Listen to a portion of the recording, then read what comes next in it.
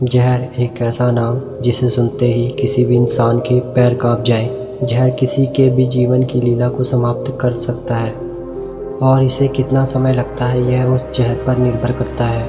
आप सभी ने साइनाइड के बारे में तो सुना ही होगा, जिसका स्वाद आज तक कोई नहीं बता पाया है, क्योंकि इससे व्यक्ति की उसी समय मौत हो जाती है। ऐसा ही एक खतरनाक जहर है पोलोनियम 210, जिसकी 1 ग्राम मात्रा हजारों को मौत की नींद सुला सकती है।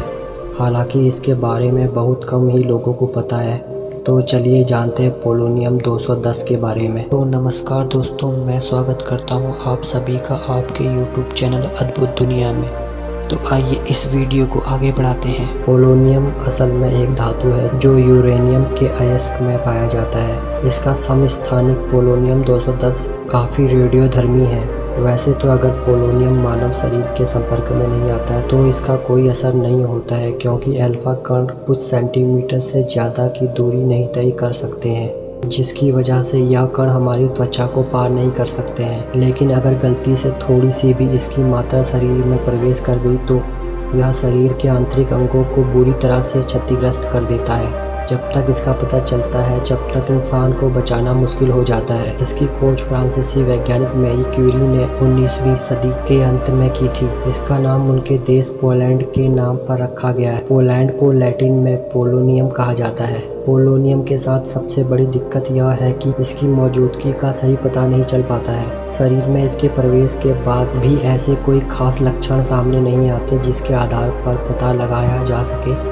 कि पीड़ित पर पोलोनियम का हमला हुआ है। जैसे इसके शुरुआती लक्षण में बालों का गिरना शामिल है। बालों के गिरने से इंसान आमतौर पर यह सोच भी नहीं सकता है कि पोलोनियम की वजह से ऐसा हो रहा है। यह ऐसी चीज़ है जिसकी तस्करी बहुत ही आसान है।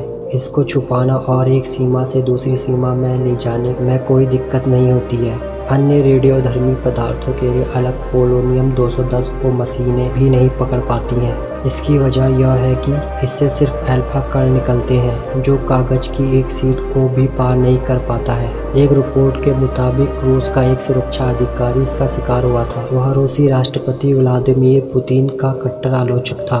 बताया जाता है कि उसकी मौत से 3 हफ्ते पहले होटल में उसकी चाय में पोलोनियम मिला दिया गया था, क्योंकि पोलोनियम के मिलाने से चाय का रंग या स्वाद नहीं बदला।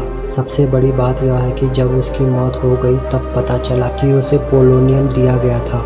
फिलिस्तीन के पूर्वी नेता यासिर अराफात और कांग्रेसी नेता शशि थरूर की पत्नी सुनंदा पुष्कर की मौत भी इसके इस्तेमाल से हुई थी। एक चीज के आधार पर पोलोनियम का पता लगाया जा सकता है। किसी इंसान को शिकार बनने से पहले यह जिन चीजों से होकर गुजरता है उस पर अपना रेडियोधर्मी निशान छोड़ देता है। पोलोनियम मिट्टी में और हमारे वायुमंडल में बहुत ही थोड़ी मात्रा में मौजूद होता है। प्राकृतिक रूप से यह बड़ी मात्रा में नहीं मिलता है, लेकिन इसे न्यूक्लियर रिएक्टर में तैयार किया जा सकता है।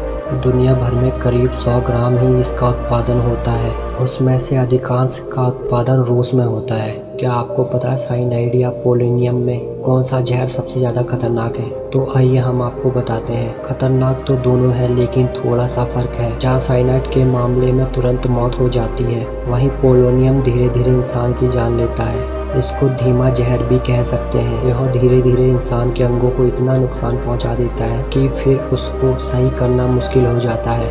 वैज्ञानिकों के मुताबिक पोलोनियम 210 अगर नमक के छोटे कण जितना भी इंसान के शरीर में चले जाए तो उस इंसान की बहुत बेदर्दी से मौत हो जाती है। इसे पहचानना बहुत मुश्किल है, क्योंकि अगर इसे खाने में मिला दिया जाए तो इसके स्वाद का पता नहीं चल पाता है। कहते हैं कि पोलोनियम जहर की पहली शिकार इसकी खोजकर्ता मैरी क्यूरी की बेटी इरीन जूलियट क्यूरी थी, जिसने इसका छोटा सा कण खा लिया था। इसकी वजह से उनकी तुरंत ही मौत हो गई थी। तो यह था संसार का सबसे खतरनाक जहर पोलोनियम 910, जिसका एक कण भी इंसान की बेदर्दी से जान ले सकता है।